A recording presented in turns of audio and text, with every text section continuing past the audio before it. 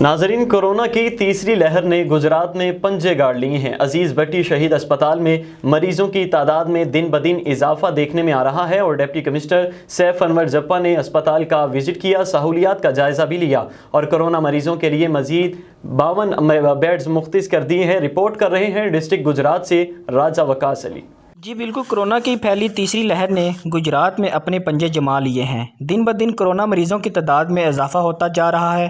اسی حوالے سے ڈپٹی کمشنر سیف انور جپا نے عزیز بٹی شہید ہسپتال کے وزٹ کے موقع پر کہا کہ کورونا مریضوں کی تعداد میں اضافہ ہو رہا ہے، جس کی وجہ سے کورونا مریضوں کے لیے مزید 52 بیڈز مختصر کر دیے ہیں۔ کورونا وارڈ میں بیڈز کی مجموعی تعداد 162 کر دی گئی۔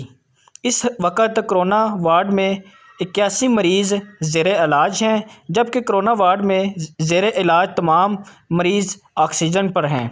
ڈپٹی کمشنر سیف انور جپا کا کہنا تھا کہ شہری اشد ضرورت پر ہی ہسپتال آئیں، بچوں کو ہسپتال لانے سے گریز کیا جائے۔ ان کا یہ بھی کہنا تھا کہ ہسپتال میں مریضوں کو تمام سہولیات کی فراہمی یقینی بنا رہے ہیں۔